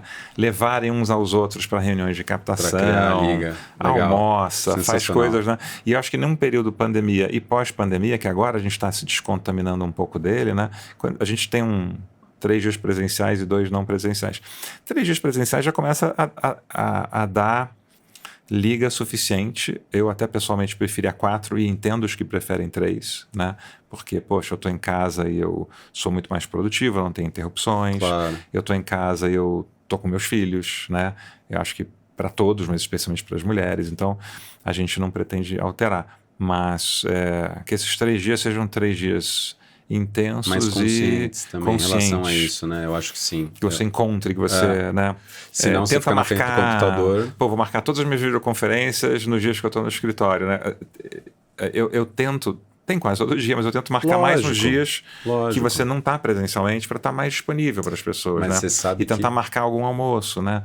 A gente marca mais com o cliente, mas vai ter que encontrar o teu também. time, né? Tomar café, saber como é que as pessoas estão, né? E passar... Acho que os mais novos são os mais penalizados, eu acho. Esse aprendizado não agendado, né? É curioso você dizer isso, porque na primeira temporada a gente teve o Zazá, que estudou comigo na faculdade, ele é head do contencioso civil do Machado Meyer, e ele estava falando que durante um bom tempo, e agora pós-pandemia ele está reativando esse hábito dele, ele sobe para o último andar lá do que eles têm lá no prédio e ele vai descendo. Para aquele bate-papo de 2 minutos, sabe? Puta, como é que você tá? Como é que você não sei o que lá? Aquele negócio não agendado, aquele negócio mais... Então, essa parte do ficar top of mind também internamente, né? E se relacionar, porque aí citando a Heidi, né? Uma das razões pelas quais a colaboração não acontece é falta de confiança. Sim. E a confiança ela é construída, né? Tijolo a tijolo, né? Não adianta ela ser imposta, né? Então é um negócio que exige... Somos criaturas de relacionamento, né? Sociais, assim. Então, às vezes parece um discurso meio old school quando eu falo sobre essa questão do presencial e, de novo, longe de mim aqui, de novo, ter a fórmula mágica de qual que é o equilíbrio desse, mas na minha visão tem que ter. Eu acho que... E até curioso porque encontrei o Meira na frente de assim, saindo a pandemia já tava começando a liberar um pouquinho, mas ainda tinha tal, e ele me falou isso, eu achei tão interessante, ele falou assim, puxa, quando você pega a época de estágio, né, você pega a early stage da sua carreira, boa parte do seu aprendizado é com a pessoa que senta do teu lado. Uhum. Que você vai falar, puxa, como é que faz isso, né? Onde é que tem isso, né? E você não vai marcar um Zoom, não vai marcar um Teams, às vezes, para fazer uma pergunta, entre aspas, besta, né? Então, eu acho que esse é um grande desafio. Puxa, como é que... Porque tem o aprendizado formal, que é o aprendizado em sala de aula, e você faz em onboarding, você faz tudo aquilo, mas tem um aprendizado que é o informal, que você estava falando do cara, terceiro quartanista, que, puxa, mega te pegou debaixo da asa dele e te ensinou. Só que isso provavelmente é porque vocês tinham um convívio intenso. Totalmente. Então, eu concordo 200% com você. Acho que a gente vai ter um desafio, sim. Eu lembro no Trent, meu primeiro estágio da vida, em 2002, que a Ana Silvia, minha primeira chefe da vida, querida, ela virou para mim e falou assim, eu já tinha computador na época, ela falou assim, que eu cheguei ainda a usar um pouquinho a máquina de escrever para fazer umas fichinhas, assim, eu lembro, lá no Hélio Batista, quando eu fui trabalhar. Mas o meu primeiro estágio da vida, eu lembro que, sei lá, 5º dia, ela virou e falou assim, você tem que abrir a pasta desse cliente. pasta física mesmo, né? Eu falei, não faço a menor ideia como é que faz isso. Aí eu olhei pro lado, pro estagiário quintanista que tava do meu lado, ele, graças a Deus, não fez um bullying comigo naquele momento, né? Ele virou e falou assim, não, cara, vem cá que eu vou te ensinar a fazer esse negócio aqui. Putz, eu não ia, assim, às vezes eu não ia voltar pra sala dela pra perguntar isso pra ela, né? Exatamente. Não porque ela não era acessível, mas, puta, tem pergunta que você quer fazer pro teu peer ali, né? Pro teu peer, você quer fazer pro teu par, assim, então eu super te entendo, assim, acho que a gente vai ter um desafio aí dessa curva de aprendizado mesmo, assim. Pô, eu acho, né? E assim, se eu fosse dar um conselho para quem tá nessa fase, sou jovem, né? Não tenho ainda tantas obrigações assim, né? Sou solteiro Sim. e tal. Eu diria, vai pro escritório, não precisa ser os 5 dias, mas vai, se a regra é 3, vai 4, ou nos 3 chega cedo e sai tarde. Aproveita essa remuneração intangível, mais, né? Se expõe, as pessoas vão te notar, né? E você vai ter essas oportunidades de interação, né? Acho que você vê alguém que está sempre lá, sei lá, não estou falando para fazer FaceTime, mas claro. Né, the early bird gets the worm, né? Você fala assim, pô, esse cara tá com muita vontade, né? Eu vou envolvê-lo. Não, e assim, abre possibilidades, né? É muito curioso isso, porque eu lembro quando eu estava... conversas. Quando eu estava no trainee lá da Volkswagen, na matriz, os estagiários, as estagiárias, os trainees, eles ficavam na biblioteca, porque eles faziam muita pesquisa, porque lá na Alemanha na época, não sei como é que hoje em dia, você passava meio por estágios obrigatórios, você ia estagiar no Ministério Público da Vida, você ia estagiar em empresa, ia estagiar em história de advocacia, você tinha lá, eu não lembro exatamente como era o modelo, mas era mais ou menos assim. Então a galera fazia muito pesquisa, eles não trabalhavam tanto. E eu acostumado, já indo pro 5º ano, aquele batidão, estagiei desde o 1º ano, né? Você já tá acostumado àquele batidão, né? Super trabalhando e eles não sabiam muito bem o que fazer comigo, porque, de novo, né? Eu tava lá como trainee e para me envolver em coisas cross-border, obviamente não direito alemão, né? E como não tinha lugar na biblioteca, eles me puseram no lugar no bullpen, que ficava ali na frente da sala dos managers. Então, era onde ficavam os assistentes, as assistentes dessas pessoas. Eu ocupei a vaga de um assistente que não tinha ali. Então, eu estava mais ou menos na passagem da turma. E como eu estava na passagem da turma, eles me olhavam lá, sei lá, estudando minhas palavrinhas, fazendo meu negócio. Eles falavam, eu tô indo para uma reunião, você não quer ir comigo? Serendipity, assim, o fato de eu estar lá... E aí, quando eu fui para a reunião e vi que era um contrato em inglês, eu já atuava bastante com coisa em inglês... Terminou a primeira reunião, eu falei, você quer que eu faça o first draft? Você quer que eu faça o primeiro draft desse agreement? Ele olhou para mim e falou assim, tá bom. E aí foi ganhando tração. Mas só pelo fato de eu estar no lugar certo, né? Na hora certa. Se eu tivesse enfurnado lá dentro da biblioteca, isso nunca teria acontecido. Assim. Né? Então você se abre também para o espontâneo também, né? Pro não... A Ambev falava muito isso, né? A Ambev é open office, pelo menos assim, até onde eu sei, há muito tempo. E ela falava, eu lembro que eu falava muito, você não agenda alinhamento de 2 minutos. Não agenda mesmo.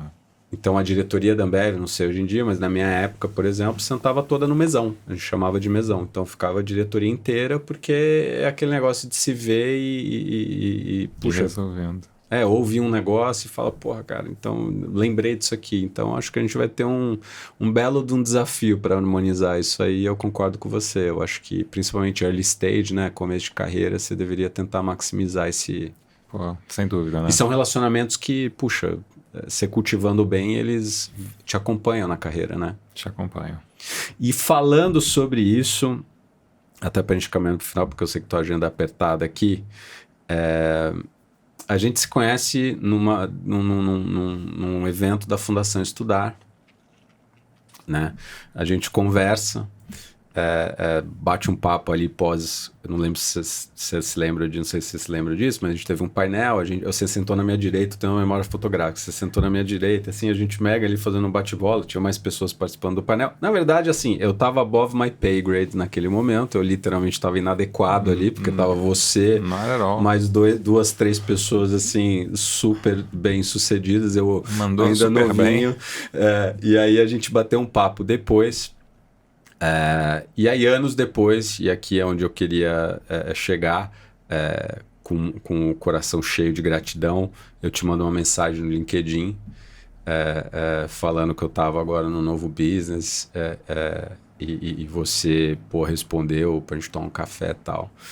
Na última temporada, o Chris Ramos, que virou um amigo querido, é cliente, virou um amigo querido, ele é uma pessoa curiosa e só faz perguntas inteligentes. Ele estava comentando comigo, assim, que pessoas, assim, porque tem pessoas na sua vida, você precisa de sorte na tua carreira, e tem algumas pessoas que a definição que ele usou, ele falou, puxa, são meio anjos, assim, na sua vida. São pessoas que, porra, não precisavam e te ajudaram ou estenderam uma mão. Elas sabem, consciente ou inconscientemente, elas não sabem do impacto que elas tiveram na tua vida, tal. Ele falou, pô, quem que foi uma dessas pessoas aí pra você? E eu, meio no piloto automático, aí já na hora, falei, Ricardo Verano. Pô, que legal, cara. E eu queria agora publicamente te fazer esse agradecimento. Você... Muito gentil. A gente estava falando de um momento determinante na vida, né? E eu sou chorão. Você ter aberto as portas para mim naquele momento, eu estava no início de uma nova jornada, eu não tinha track record, foi de uma generosidade e para mim, eu devo muito àquele momento, porque, puxa... a partir daquele momento que eu comecei a trabalhar com vocês, isso foi ganhando tração e óbvio que do mesmo jeito que você falou, puxa, eu ter o histórico de ter trabalhado no Cravat me deu um goodwill ali, o fato de eu trabalhar com vocês, né, vocês foram um dos meus primeiros clientes, assim, e eu de coração, eu nunca te falei isso, assim, para mim foi um momento muito especial, eu sempre cito, eu falo, puxa, o Ricardo foi de uma... Você não precisava. Você foi de uma generosidade comigo, assim, e para mim foi um dos momentos marcantes da minha carreira, assim, aquele café que a gente tomou lá na sala bonita de vocês, que legal. Do escritório aqui, poderia fazer isso no particular, mas eu queria fazer questão aqui no podcast de coração te agradecer, que para mim foi life-changing, assim, para mim foi, te tenho assim, enfim, todo mundo fala bem de você, mas eu sou mais um. Não, Bruno, obrigado, eu fico super lisonjado. E aí eu tenho que te dizer, naquele dia da palestra, do painel, eu tinha ficado super impressionado. Realmente lembro de você. 4 cadeiras, eu Sim. acho que era a terceira e você a quarta aqui, né? E lembro assim, de onde você estava sentado, de você, claro. E eu comecei a conversar com você e eu, na minha cabeça, falei assim, pô, quero levar esse cara para o escritório. Quero que esse cara venha trabalhar aqui, né? E aí, obviamente isso não aconteceu, infelizmente para mim. E aí quando você me procurou, então não era nenhuma generosidade. Eu falei, não, esse cara é uma cabeça muito boa. E vocês foram lá e fizeram um baita treinamento, assim. E não é porque eu tô no teu, né? Sim. Não tem aqui, em bom português, puxação de saco. Foi um negócio, eu falei, pô, foi excelente, né? Então essa... mente curiosa, articulada, o que você estava mirando, né? E, pô, eu quero ficar em contato, porque acho que quem está olhando muito para esse mundo, lendo muito, falando com muita gente que pensa, né, sobre essas questões, é o que te oxigena, né? E a gente, eu acho que, assim, o nosso mercado ainda é muito ruim dessa parte, né? Ele não é... Nós não somos treinados para isso, a gente não tem os nossos preconceitos, né? E, então, assim, ao contrário... E aí, se eu puder, eu queria fazer uma pergunta para você. Claro. Agora eu vou poder entrevistar também. Não sou só eu que vou responder. Boa, eu estava aqui falando, pô, eu queria fazer várias perguntas para ele. Eu falei, não sei se é cabível. Pô, é vício.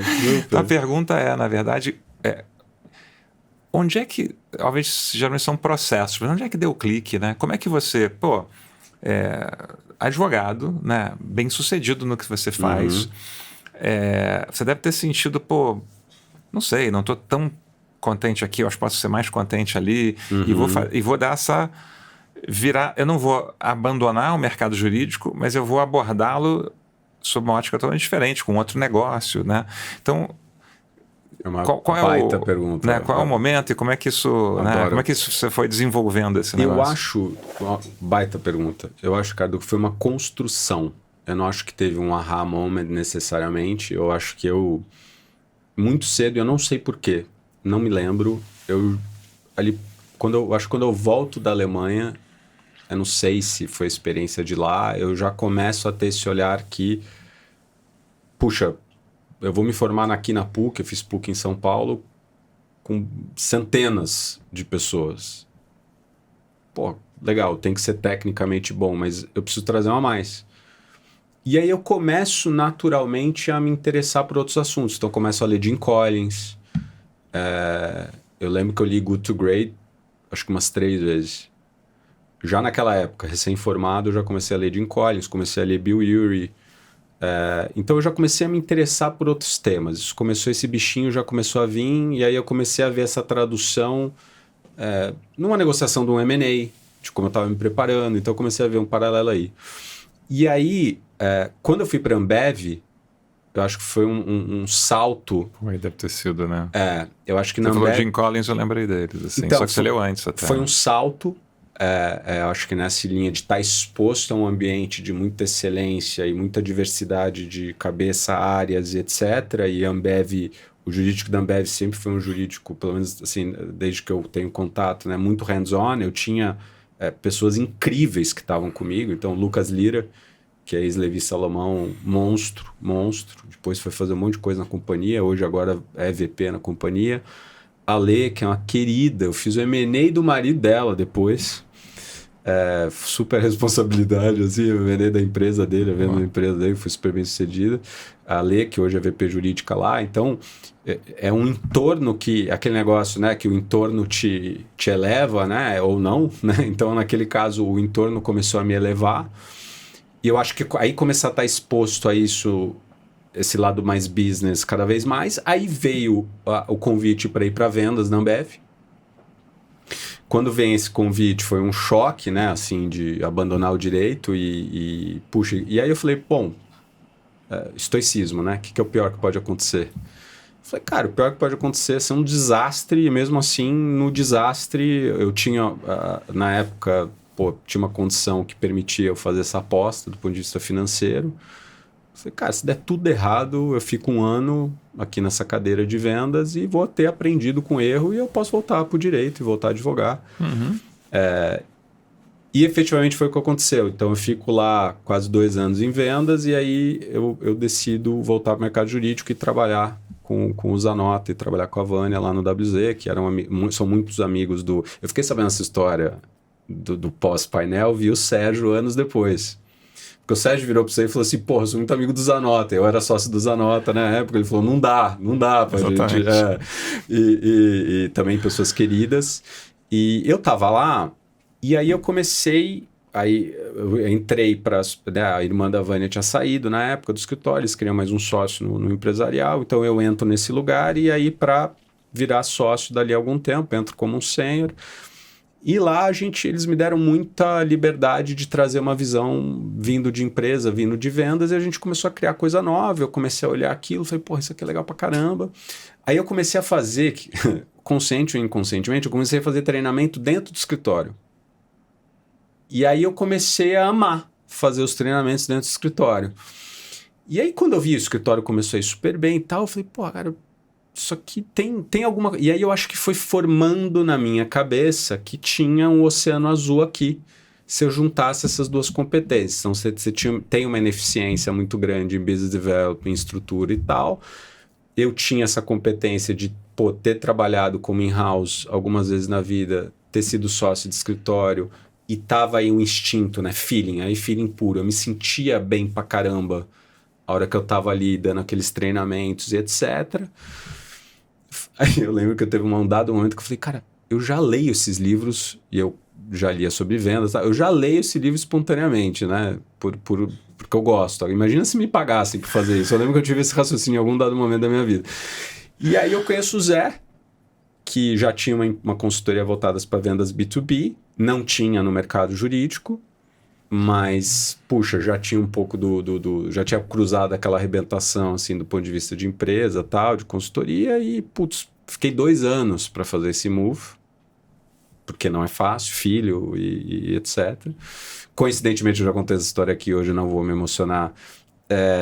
Foi no ano que eu me separo da minha primeira esposa, o Rafa com 5, o Lucas com 1 ano, e aí largo o direito tudo em 6 meses. Nossa, mas... E com 0 de receita. Eu não tô me vangloriando aqui, foi uma paulada, e com zero de receita, porque a gente meio que passou uma régua e falou que tá para trás era do Zé, e o para frente a gente vai construir junto.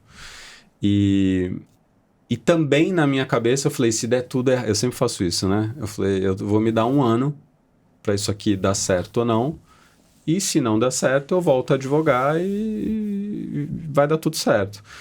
Só que daí eu comecei a reparar, porque eu não fiz só mercado jurídico no começo. Eu comecei a reparar que quando você olha para vendas B2B, vendas consultivas, a galera também não estuda tanto aqui. No B2B?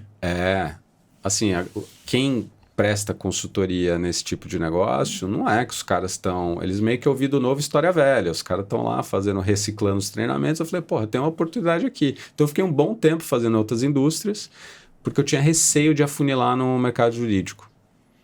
Porque eu não tinha ainda noção do tamanho do mercado, como é que ia ser, não ia, então eu ficava meio com fomo, assim. Então eu fazia outras indústrias e aí surge a oportunidade de eu, durante um tempo, ficar em Duas Canoas, que eu fiquei como diretor de experiência do cliente da SBZ, que eram amigos queridos de muito tempo. Eles falaram, pô, a gente quer abrir uma diretoria aqui para ver como é que é de dentro esse negócio, porque eu nunca tinha sido de BD dentro do escritório. Eu falei, porra, vai ser legal. E no meio do caminho, o escritório americano vem, que tinha aberto aqui no Brasil, e fala, cara, você quer ser o gerente geral de BD para América Latina? De estratégia? Eu falei, porra. Aí eu completo o full circle, né? Porque daí eu já fui sócio escritório, já fui in-house e você de BD num escritório americano que já tem essa cultura. E aí eu fiquei 1 ano fazendo isso, aí eu afunilo. Mas assim, eu sei que eu dei uma baita de volta para te responder. Eu acho que foi um misto de... olhar a oportunidade do ponto de vista pragmático, de mercado mesmo, de falar assim, cara, ninguém está falando de uma forma estruturada, e acho também que nesse nível de discussão, porque eu já dei treinamento em outras indústrias, o advogado é muito, não que as outras não sejam, mas o advogado é muito qualificado do ponto de vista acadêmico, né? Você está lidando com pessoas inteligentes, assim, de novo, estou chamando as outras de burros, né? Mas são ressabiados com o tema. Então não é óbvio, eu acho que tem muita barreira de entrada para você conseguir liderar um treinamento de desenvolvimento de negócio em escritório de advocacia. Assim, o povo desconfiado. Povo desconfiado, é difícil. E eu acho que tem um negócio que eu tentei me diferenciar dos gringos, por isso que eu estou muito feliz com essa oportunidade, vamos ver se vai fechar agora. E não falando mal de gringo, acho que é questão de approach e fit, que não é aí é um pouco o lado latino, não é só o conhecimento técnico. Você tem que saber conduzir um treinamento do ponto de vista de energia. De quando você sobe, quando você volta, quando você põe a galera para trabalhar, assim como conscientemente você vai meio que organizando esse flow do treinamento, porque eu brinco, todo treinamento de americano é mais ou menos assim, né? I'm super excited to be here today. I want to thank Ricardo for the invitation. Caramba, o cara é quase morrendo, entendeu? Então, assim, não acho que precisa ser aquelas convenção de venda lá, precisa toda hora correr lá pro palco, mas eu acho que esse equilíbrio entre muita bagagem técnica, assim, o tempo inteiro, mas também o delivery, né, o que você tá fazendo ali durante, foi onde eu comecei a me achar. Então tem eu acho que teve um pouco de encontro de pontos fortes com tesão, com paixão, de me ver fazendo isso e gostar muito de fazer, com esse lugar pragmático de estratégia, de falar assim, cara, é difícil achar nichos que você tem um oceano tão azul. E eu acho que um pouco eu falei, vai ser first mover approach. Eu vou me posicionar cedo, vou fazer uma blitzkrieg aqui, e vou tentar estar muito na frente a hora que todo mundo acordar que existe um mercado aqui. E, de novo, o Oceano Azul não dura para sempre, mas eu acho que foi um pouco o que eu venho tentando fazer ao longo desses anos. De falar assim, cara, eu vou estar tão lá na frente, ter o meu posicionamento, e quem vier vem e faz parte do jogo, assim. Desculpa, dei uma baita resposta longa, né? Não, sobre várias coisas que eu não sabia. Não então conhecia. Foi um pouco dessa... Mas até para fechar aqui, eu sei que a gente passou um pouquinho aqui, mas eu queria mencionar exatamente isso sobre você, que é outra coisa. Parece que eu tô puxando teu saco hoje, mas não é, porque é pura verdade. Você vê que você mencionou pessoas que saíram do escritório. Outro dia a gente acaba repetindo o Sérgio, que é um amigo em comum muito querido nosso. Pô. E eu falei, puxa, né, Ricardo, eu entrevistei não sei quem, conversei com não sei quem no podcast. Falei, putz, adoro. Não, fulano, sou padrinho de casamento, do Meira e tal. E tem um conceito do Simon Sinek que eu gosto muito, que ele fala de mentalidade de jogo infinito.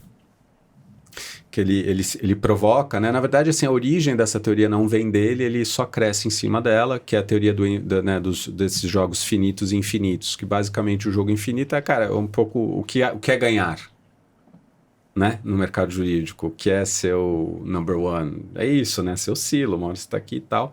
Mas você sempre me chamou a atenção por ter essa mentalidade de jogo infinito, que então o que ele prega é que é um jogo infinito. O que você quer é continuar jogando. E teus competidores fazem parte desse jogo, e que bom que eles existem, porque eles também, né, te ajudam a fomentar isso tudo. E você sempre teve esse olhar para mim de jogo infinito. Você, tratar com carinho pessoas de outros escritórios, e falar com carinho, falar bem das outras pessoas, e ser vulnerável. Então, não sei se é, na verdade, um elogio disfarçado de pergunta, mas... Mas você se enxerga assim? Eu acho que você tem... Enfim, sempre me impressionou muito esse teu olhar. Eu fiquei pensando no dia que você estava falando. Eu acho que a vida é um jogo longo, né? Um jogo infinito, e eu realmente acredito que tem espaço, né, para todo mundo, e que, claro, você quer ter muito sucesso no teu negócio, você quer crescer, você disputa trabalho e tal, mas você, né, ganha alguns, não vai ganhar outros, você vai com muita fome para ganhar, mas acabou o jogo, você toma um chopp junto, né? E o nosso negócio tem uma coisa muito peculiar, que primeiro ele é mais... Se você tem um negócio assim que você tem 2 ou 3 players, acho que ele fica mais pegado, sim, mais competitivo, sim, né? Sim. Coca e Pepsi, porra, sim, né? Então, talvez tenha menos virtude da natureza. Aí quando você pega um negócio que é extremamente pulverizado, né? Quantos escritórios bons, né? Grandes, médios, de altíssima qualidade, né? E aí eu brinco, falando sério, que existem grandes escritórios e escritórios grandes. Vários escritórios grandes são grandes escritórios. E vários escritórios que não são grandes escritórios. Perfeito. Não são grandes de tamanho. Ótimo ponto. São grandes, né, de técnica, de qualidade, do nicho com que atua. Então é um mercado de concorrência quase perfeita. Muitos dos players, eles são pessoas com as quais você estudou ou teus sócios estudaram. Então você ficou amigo numa época que não tinha, né, muita bagagem, tinha mais pureza, mais agilidade, muito menos competição. Então você traz essa amizade. É uma outra coisa. A outra coisa é que faça uma área mais empresarial ou mais contenciosa, né? É um pouco o que seria do Corinthians sem o Palmeiras, ou sem o São Paulo, ou sem o Santos, né? O campeonato não tem muita graça, né? Então você está no M&A, você vai ter pelo menos 2 escritórios, às vezes 4, às vezes, né? Agora a gente está num contencioso, a empresa que nos contratou outros 2 escritórios. Tinha um originalmente, depois trouxe mais 2, nós somos um desses. Atuando em total sintonia. E mesmo o teu ex-adverso, né, é teu ex-adverso. Como você está sempre nessas coisas, né?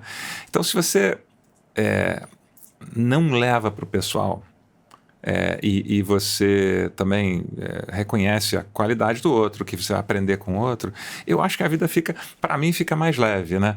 E também acho que esse negócio do melhor, como você falou, é claro que você tem uma competição grande, você quer, acho que principalmente ser um escritório melhor no dia seguinte, você quer ser sem paranoia, sem noia, mas é bom, né? Você ser o melhor, nossos casos, o melhor marido que você pode ser para tua mulher, o melhor filho, o melhor... Tá numa coisa de betterment, né? Eu quero fazer melhor, quero amadurecer, quero ser um ser humano melhor, quero ser mais produtivo para mim, mas para a sociedade. Sim. Mas não tem né? Essa preocupação que é mais, né? Não é só, mas é mais masculina, mais no sentido ruim, testosterônica, né? De, cara, eu cuspo mais longe, eu sou, né, mais forte, sim, né? Eu sou mais alto. Sim. É muito do ego, né? E olha que eu não sou tão analisado. E é quase que infantil também, né? Então, acho que você tem N mídias de sucesso. Agora, eu acho que você deve entrar nos jogos para ganhar. Então, é bom você traçar uma estratégia, decidir, né, aonde que você quer brincar, né? assim, preferencialmente play to win. Tem o play to play e tem o play to win. Claro. O que não quer dizer que o play to win, que eu acho do cacete, seja que eu quero destruir o outro, eu quero derrubar o outro, eu quero que eu tenha menos, né? Isso, total. E eu vejo alguns que agem um pouco assim, mas na maioria dos casos, acho que a gente tem o privilégio de estar num ambiente que ainda é bastante, né, elegante, né? Outro dia eu vi alguém ganhou um prêmio desses aí, das vaidades, prêmios, tem prêmio de tudo hoje. Mas alguém do Story ganhou um prêmio bacana e um concorrente que é muito amigo, em cima do post da pessoa, fiquei super feliz e tal. E eu sei que ele ficou mesmo. De verdade. De verdade. Né? Isso que é legal. Então, essas coisas me dão satisfação. Aí eu escrevi para o cara que deu os parabéns, falei, fulano, que bacana que você tá... essas atitudes dá vontade de conviver mais.